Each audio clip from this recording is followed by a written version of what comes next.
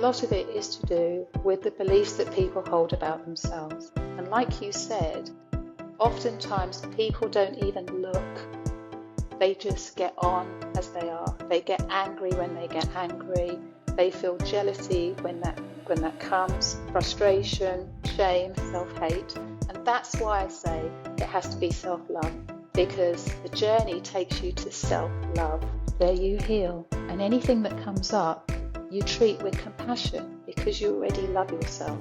So if an emotion comes up and it's painful, it makes you feel bad about yourself, you treat it with compassion. You treat yourself with compassion. We don't look for other people to do it for us. We do it for ourselves.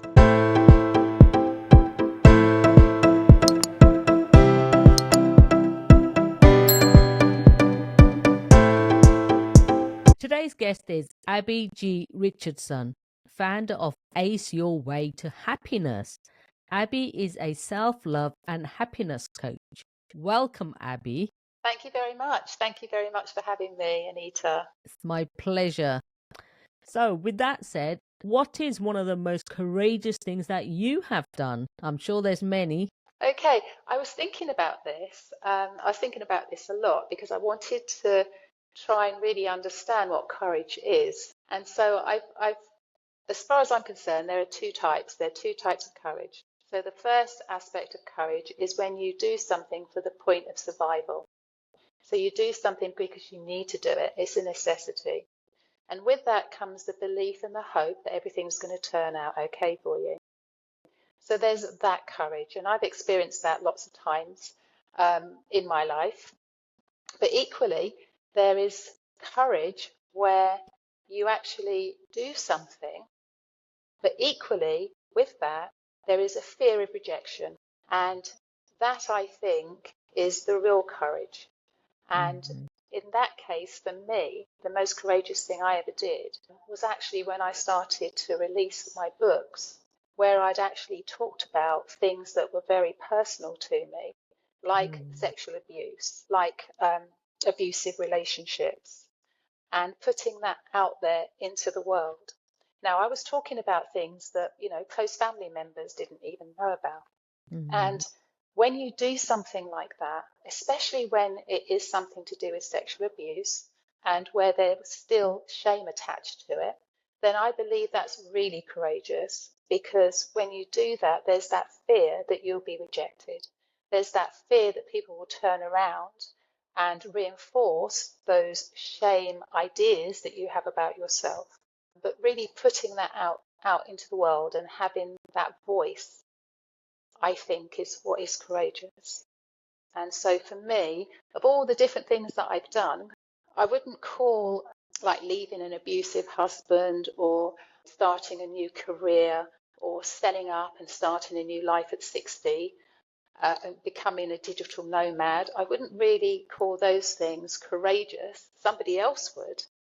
But for me, the real courage is when we're able to say, this happened to me, and I'm going to talk about it because it's important that we do.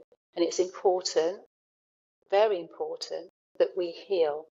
And you have to talk about it in order to heal. So, yeah, that's it for me.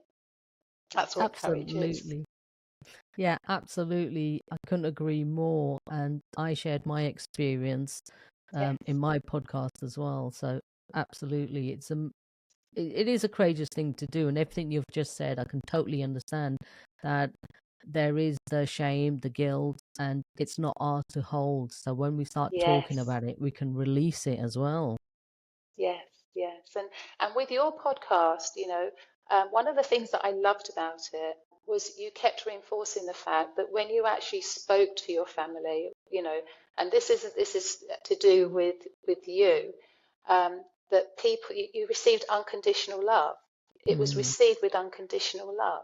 And I think when it comes to things like that, like sexual abuse, where people experience that shame, that's the last thing they experience.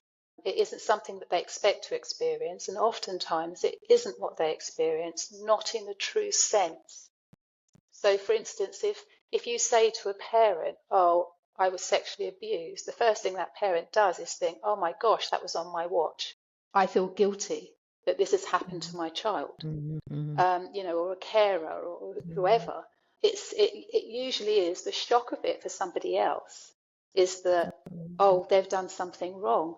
So then where does that leave you? Where does that leave the child? How is the child left feeling?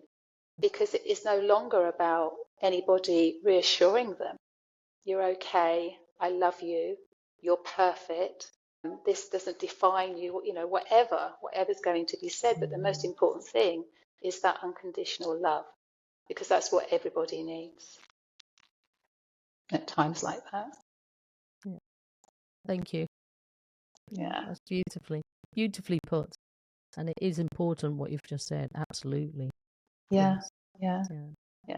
But it's a difficult thing, isn't it? It's a difficult thing for everybody. Absolutely. Yeah. But that's what you need to hear. If you've had that experience, that's what you need to hear. You need to hear that what's happened to you has nothing to do with you, that you are still that beautiful, perfect human being, and nothing has changed that. And that's what I believe people need to know. But it never really happens. If there's a parent out there that has been able to say that, or somebody who's been able to actually say that to somebody that they love that's come to them, then well done. Because it's, again, a difficult thing to do. Absolutely. Yeah, I but can't definitely echo what's it needed. enough. Yeah. But I loved your podcast. I did. I loved the fact that you talked about it in an open way. There was no stigma or anything unpleasant attached to it. It was, well, this is it. This is my story. Yes, even to be proud of my story to get me to where I am today, to make me the person that I am today. Because it is Thank that, you. isn't it? Yes, absolutely. Yeah, It everything is we that. do, everything that has gone on in our lives, absolutely is a stepping stone to who we are now. And Yeah. whether we want to have the good and the bad, you need to embrace it, to be honest, Yes. not fight it. Yes, absolutely.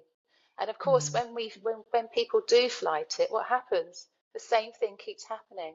It's like the same lesson keeps coming back to you, until you're able to heal and move forward. So yeah, totally. Yeah, totally agree. Thank you. Thank you for that. Okay. What took you on your journey of self-love and happiness coach? Was that from your own experiences, or was there a need for it? But let's be honest, everybody needs it. Yeah. I think so too. I think so. I think it's about us reconnecting with who we really are, the divinity within us. I think that, our journey of life, that's what it's all about. It's taking us to that place. So we recognize it. What took me there, I think I was teaching for a very long time. I was a teacher for 25 years. And it got to the stage where I was experiencing repeated patterns, which we've talked about, things happening again, a lesson to be learnt in that. And I was also feeling as though the repetitiveness of my job had worn me down, and there had to be more to life. Each year I'd go on holiday. I'd go on like 4 holidays a year. I'd spend lots of money on clothes. I would waste money. I would drink good wine, eat good food. And these were all things that I did to help me cope with the fact that I wasn't happy. I wasn't happy on my day-to-day, in my day-to-day life, which was getting up each morning, going to work, being there for a certain time, having the same timetable, doing the same thing. And as much as I loved the children and I loved interacting with them, I didn't like the job anymore. And it did feel very much like I was institutionalized, which wasn't good for me. So that was really the thing. And then during the COVID period, I started writing. So I thought, oh, I'll get some of my old poems and my new poems out. I'll sell those, publish what I can. And I self-published. The thing was that once I did it, that's when the fear. That's again talking about the courage. There was a lot of fear attached to it. It was like I'd opened myself up to the world. Very, very scary. And I think that was when I realized as well that I needed to do the work in order to feel okay about it. I needed to do the healing that needed to take place. So that was really, I think, when the serious part of my healing journey started. Mm-hmm. And then once I'd done that, it was a case of I want to help other people. I want to help guide other people. Also, by this point, I'd done Reiki. So I'm a Reiki practitioner. I'd got my qualifications for coaching, and I was starting to look at things like affirmations, all these wonderful things, mindset, all of these things. I was reading more and more about it. So it made perfect sense that I would make that transition from into who I am now and actually embody what I teach, what I believe, but actually live that life so that I can say I wake up every day and I'm happy, which I wasn't able to say before, not on a regular basis anyway. Oh, that's just beautiful. Absolutely beautiful. And it is a journey, isn't it? We all take. And then Yes, if you're not happy, I mean, then you realize something's got to change. And yes, instead of you've got to change the situation, we've got to change how we feel. yeah, Absolutely. yeah, So that yeah. nicely goes into my next question. What is happiness? Okay, so happiness is from within. Mm-hmm. Happiness is from within. And I love this part of my work because when my clients are able to connect with that which is within, you immediately see the smiles. It's a bit like, the Buddha meditating with a smile. And we all know, those of us that meditate, you get to a certain point in your meditation and the smile just is there. Mm-hmm. But it's to do with what's inside of us. It's to do with something inside of us, something, as I said before, that's divine, but it's light, it's joy. You feel ease, you feel eagerness, you feel inspired, and you don't need anything on the outside of you to be able Mm-hmm. to create that. Whereas before in my life, I was doing all those things, looking for those happy periods of time, becoming addictive behavior in a way, the shopping, the eating, the going out, the spending of money, the needing a holiday. Whereas what you find is that happiness comes from within you. It Mm-hmm. isn't external. And when you have that, then you don't need to do all those other things. But the magic is that once you feel like that inside, you attract more of it to you. So one of the key things that I did was I found that happiness before I left the school that I was teaching in, because I knew that if I didn't, I wouldn't find it anywhere else. So I Mm-hmm. needed to find it in the very place that I felt was oppressive and feel that joy, feel that happiness. And then I knew I was ready to leave because I had it and I could have it anywhere, irrespective of what's going on around me, because it's mine. And of course, it belongs to each and every one of us. We all have it. Mm-hmm. And how wonderful when we tap into it. Like, oh, I didn't have to Definitely. do anything for this. I got this for free. I didn't have to do anything. It's mine. It's wonderful. It really Mm. is. I think that's the thing. We're always seeking outside of us. If we can just come back to us, come home to us, Yes. everything is within us. And it's realizing that. And like you say, you know, the holidays, the buying clothes, that's all external. It's coming back to who we are. Yeah. What have we got? Is seeing just going for a walk, seeing the sunshine, absolutely embracing every moment Yes. of life in a way. Yes. Yes. Yeah. Mm. And of course, I coined that expression from, well, yeah, it was from Louise Hay. Louise Hay always talks about how life loves you. And, Mm-hmm. I use that all the time because the thing is that so many people walk around unhappy And it's like life is terrible, it's harsh, it's mean, it's cruel. And of course, these are beliefs that we were told. These were things that we were told as children. So we took on those beliefs. But actually, it isn't the case, because life itself does love us. It's the other things that go on, the circumstances, the things that happen, usually inflicted on us by other people, or, our environment, whatever. Those are the things that become questionable. And even then, you can still say, yeah, but what can you learn from those things? What have those things taught you? That again, take you back to who you really are.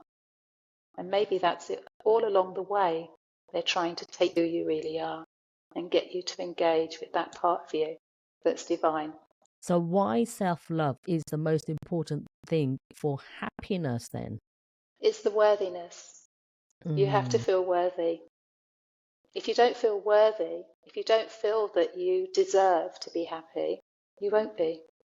And sometimes that's something that you have to become disciplined with even. For some people, that is huge.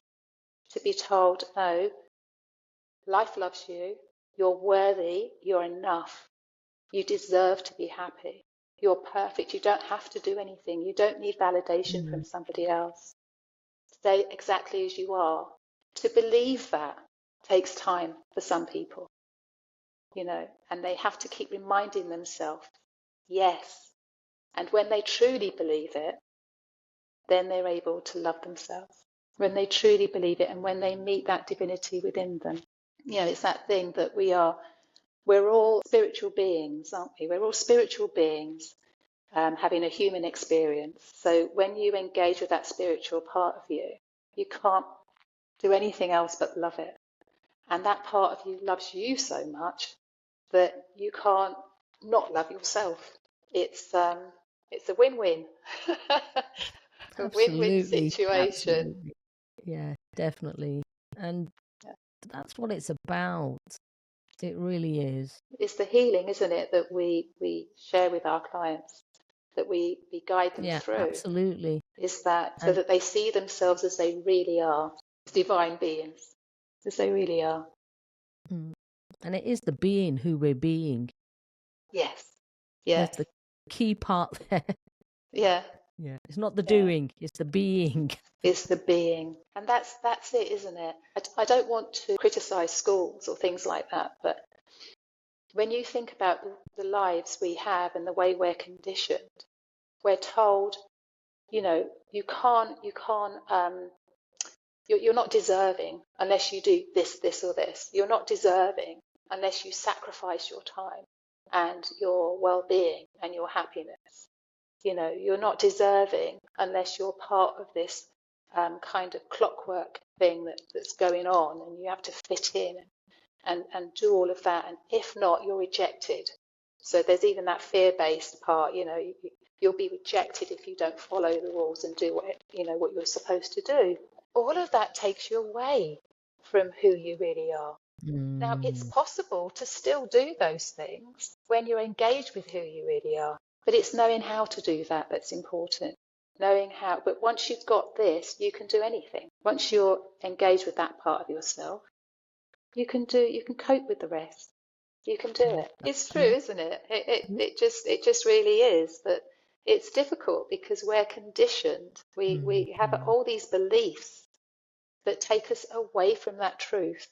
It's a very, very simple truth, but all these beliefs take us away from it. They take us away from realizing that we are worthwhile, we are worthy, we are enough, we are perfect. And when we know that, we don't need to do anything unpleasant. When people really know who they are, they don't have to be unkind to somebody else. They don't have to try and control other people, because they've got that peace, they've got that joy, they've got that happiness that's there, and it's with them. They don't need anything else except to be able to express love, because there's fun in that. It's such a good feeling. Share it. What about the wounds and the pain we carry? Can we truly be happy when something traumatic has happened to you in the past? It's like self-healing. I think a lot of people actually don't even realize that they need to heal. And that's the key here. I think they mask over and carry on and carry on. But it will always catch up with yourself. So can we talk about the wounds that we carry? I think, yes, definitely. And also, the way we know we carry those wounds is because we don't feel happy. It's because we don't feel worthy. We don't feel enough. We don't feel all those good feelings. And when we start to understand where they come from. One of the things that I always teach my clients is that we always go by how we feel. Trust your feelings. Trust how you feel. If you feel sad, if you feel angry, if you feel frustrated, when those feelings come to you, stop and check. Why am I feeling like this? What's going on? Why do I feel like this? And often there will be a throwback to something that's happened in the past. There will be a throwback to the pain. It's like with relationships, isn't it? So, people get married. Say, for instance, somebody gets cheated on. So they're constantly being cheated on. And of course, that becomes a pattern. So they seem to always attract the guys that are going to, or the partners that are going to cheat on them. So they have this experience, and then maybe somebody talks about something and they're triggered. They become triggered because they feel an emotion. It's a very, very strong emotion. It's an unpleasant emotion. Where did that emotion come from? And then it's that sense that, it links to the fact that I've often had partners that cheat on me. Therefore, there's something wrong with me. And this is the thing, we always internalize anything that happens as if, we're guilty of it, it's our fault. But then once that person is able to understand, once they work on themselves, once they heal the wounds, once they identify where the pattern first started, then it goes. And they're in a much better position to not attract the same people. So, it's the same in all different areas, but it is possible. We talked about trauma, we talked about sexual abuse. When the adult realizes that actually the child didn't receive the support that the child needed at the time, and that the child had done absolutely nothing wrong, and is able to give that child what that child needed then the healing starts to take place. For me, a lot of it is to do with the beliefs that people hold about themselves. And like you said, oftentimes people don't even look. They just get on as they are. They get angry when they get angry. They feel jealousy when that comes, frustration, shame, self-hate. And that's why I say it has to be self-love, because the journey takes you to self-love. There you heal. And anything that comes up, you treat with compassion because you already love yourself. So if an emotion comes up and it's painful, it makes you feel bad about yourself, you treat it with compassion. You treat yourself with compassion. We don't look for other people to do it for us. We do it for ourselves. Yeah. Absolutely. Absolutely love that. And I think the thing is, people are always, like you say, looking for in other places or ready to blame other people. Yes. And it's about coming back to yourself, owning who you are, all the bad bits as well, and embracing it. Absolutely. Yeah. How do you overcome a lack of confidence then? Because it's going to have a knock-on effect, all of these things. Yes. If you haven't got self-love, you haven't got the confidence. I mean, it could be that even something simple, you just don't want to get back out in life and start enjoying it. And actually, it's very much a case of understanding how you got to where you got to. When people can understand that, and that's another thing that's really kind of weird, is that we don't, although we reflect, often people will say, yeah, I'm very reflective, I reflect. But of course, it's hard to reflect when the thing that you need to look at is something that's painful, because we'll avoid it. We'll go around the bushes, we'll avoid that particular thing. So we don't want to have to face it because we're afraid. It's always about understanding how you got to a certain point and being ready to look at it.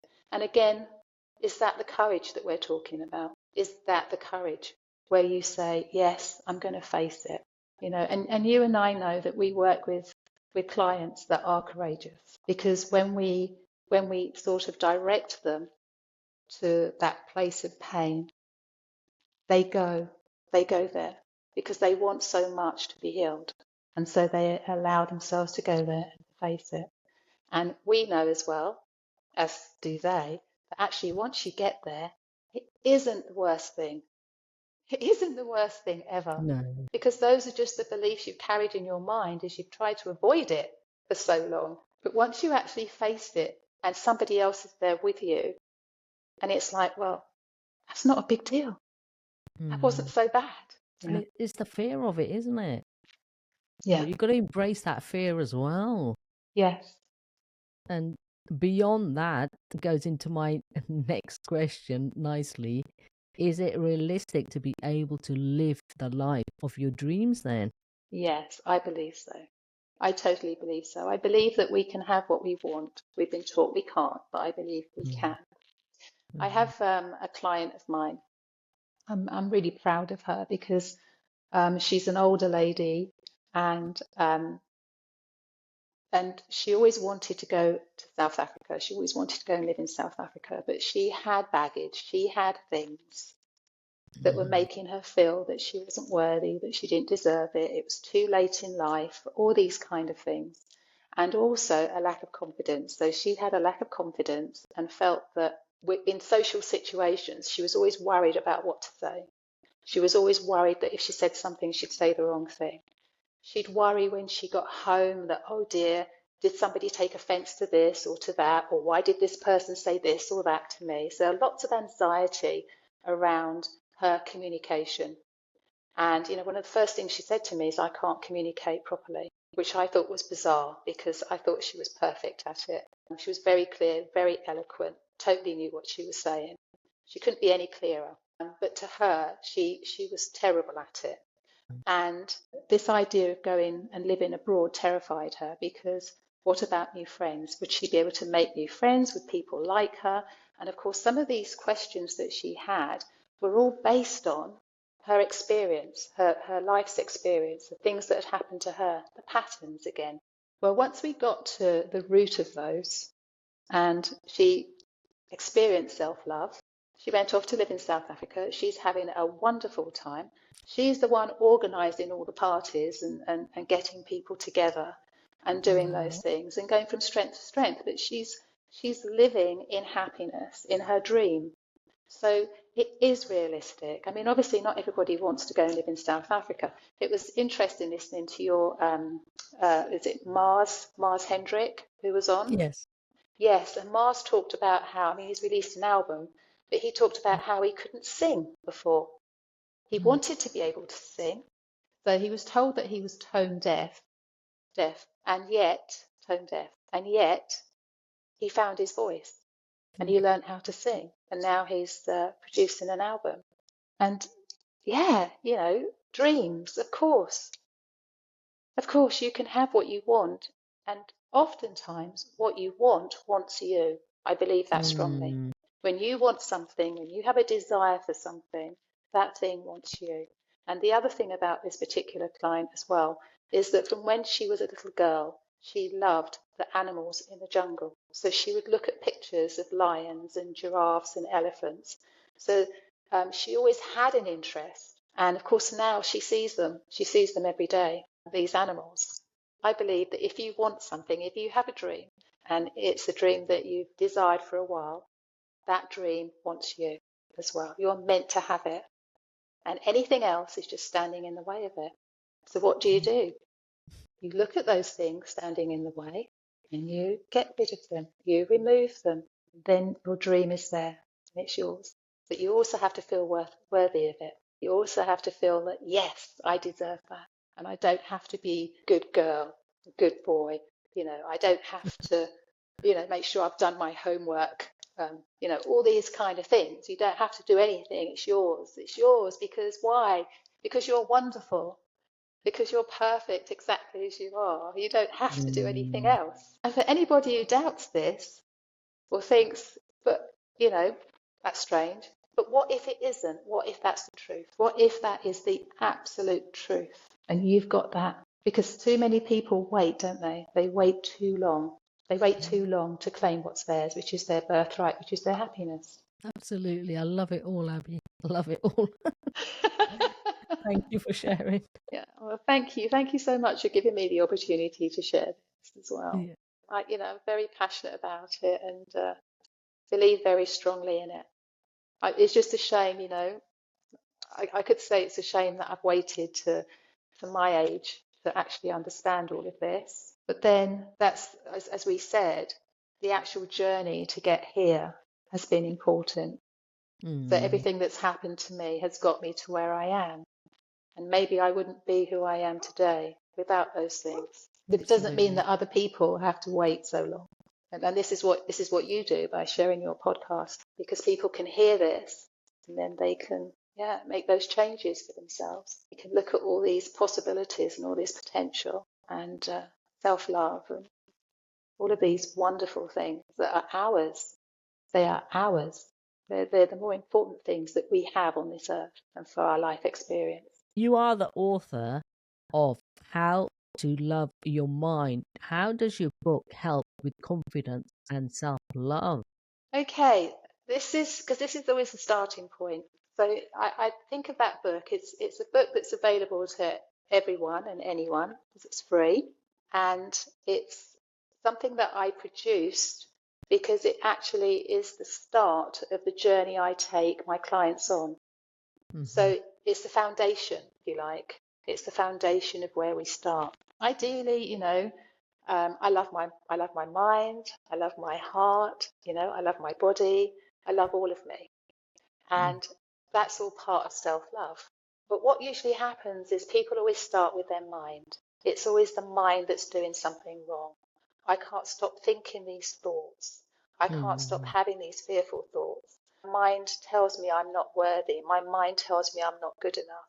These kind of things where the mind repeats what it's heard, the mind repeats what you've told it. What you believe, the mind just comes back to you with. So a lot of people don't embrace their minds. They see it as something that's negative to them. And one of the reasons why I started with this was because I saw a picture.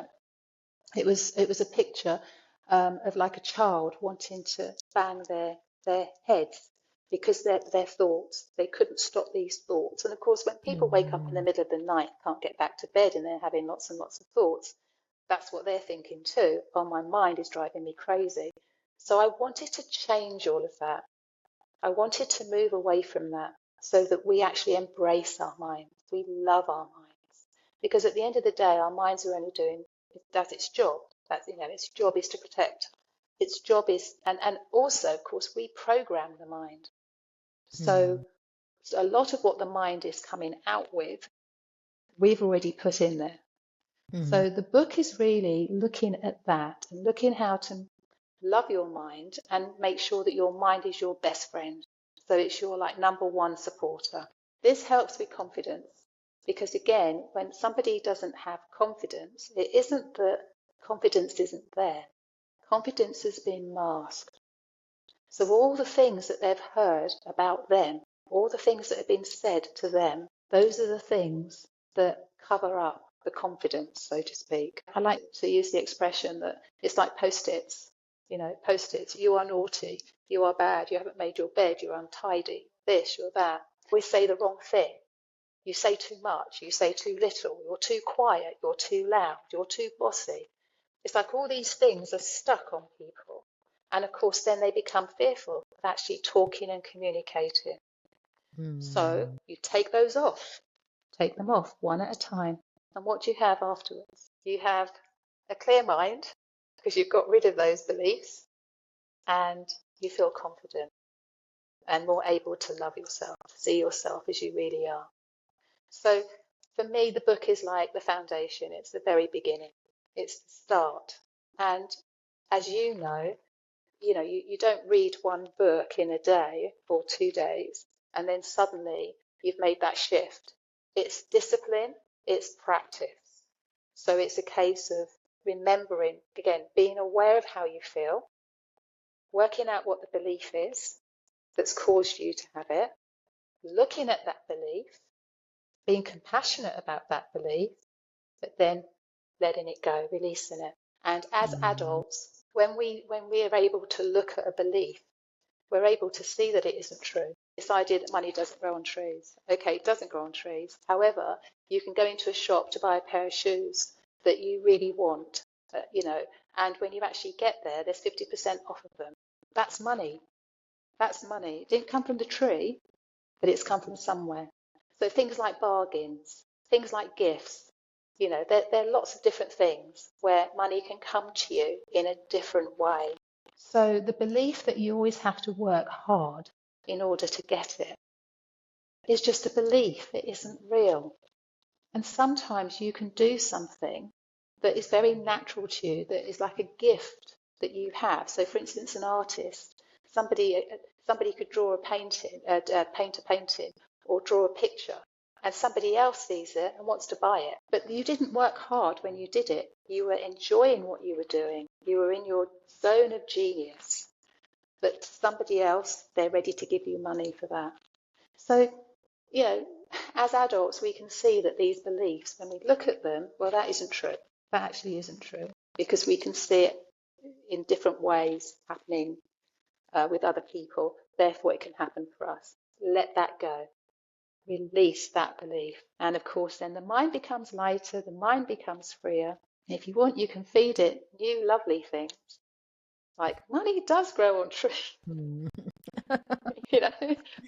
going to my favorite tree today, or whatever. You can feed it with what you wish to feed it, because it's you. If it makes you happy, yes, go with that. So that's the idea. And of course, there are also like some tips, some things that you can do with your mind so that you are able to help your mind. And also, so there's the reprogramming, but there's also just the understanding. Oh, my mind's running off on this because it's worried about this and becoming fearful because of these beliefs that I have. And it's telling me about it now because it wants to protect me. It just needs to know it's fine. I don't need to worry about that.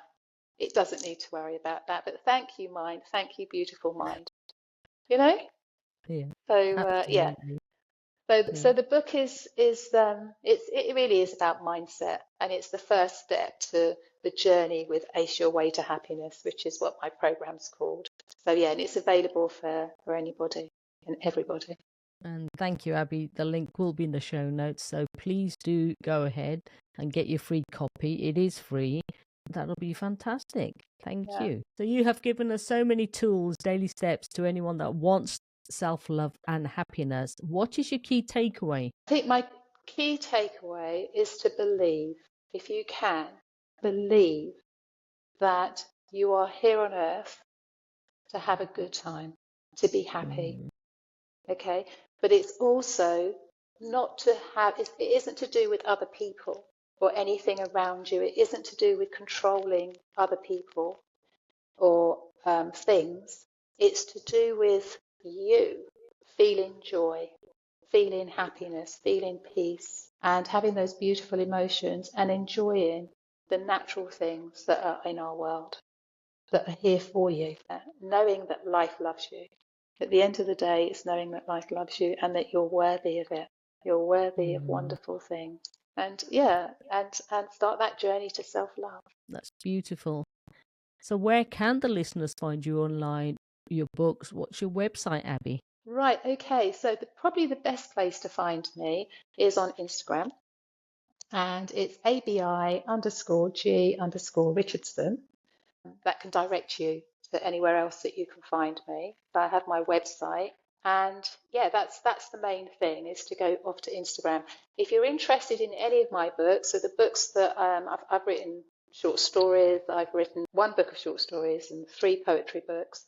But the thing is, if you're interested in looking at any of those, they're on Amazon. Love Your Mind is available to you for free. So all you need to do is go onto my Instagram page and you'll be able to download the book, and it's direct. It's direct. You don't have to subscribe, but if you want to subscribe, yes, please do. If you want to get in touch with me, yes, please do. But the book is my gift to the world, because I think I'd like everybody, if they could, to love their mind, love all of them. love all of themselves, their mind, their heart, their body. It's beautiful. Absolutely beautiful. Thank you. And all the links will be in the show notes. Yes. Thank you for sharing your insightful wisdom and knowledge with us today. And by doing so, you have helped so many others and made a difference. I really want to acknowledge you for that. Abi G Richardson. Oh, thank you very much. Thank you so much for having me. And I've loved this. I've loved this too. My absolute pleasure. So, with that said, we are all about Create the Courage to Be Fearless podcast here. So, what is your definition of courage? So, courage is voicing, having your own voice, expressing yourself, your story, your life, and not feeling that, not worrying that anyone's going to judge you, not worrying that maybe you might be rejected from the pack, knowing that you are worthy, that you are important, and whatever you have to say, your voice matters. It matters. And go for it. Be courageous and use it.